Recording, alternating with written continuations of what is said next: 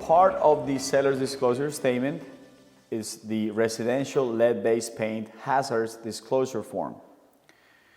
This form applies only to properties that were built on or before 1978. And what this is properties who were built back then, the type of paint that they used on these properties was oil-based paint, which has high amounts of lead in it.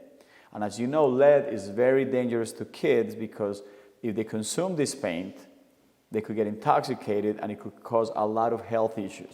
So the main thing here is that you have, when you're representing the buyer, you got to make sure you get this document from the listing agent. It usually comes together with the seller's disclosure statement.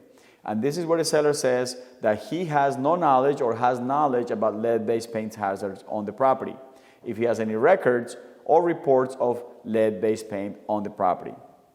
Then your buyer, which is your duty, has to initial saying that they received the pamphlet, Protect Your Family from Lead in Your Home. Okay? So this is very important. You got to make sure you give this to your client and they put their initial. The next one is buyer has reviewed the seller's disclosure of known lead-based paint and or lead-based paint hazards and has received the records and reports regarding lead-based paint or lead-based paint hazards on the property.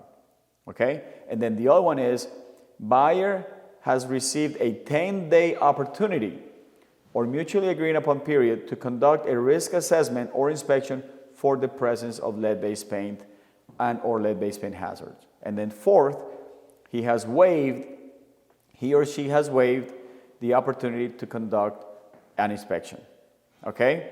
Make sure you do that. And then also make sure you as the agent initial on line 41. You got to initial that. And then make sure you sign this form and that the listing agent also signs it. Okay? Very, very important part of the package and the agreement of sale when you're submitting an offer.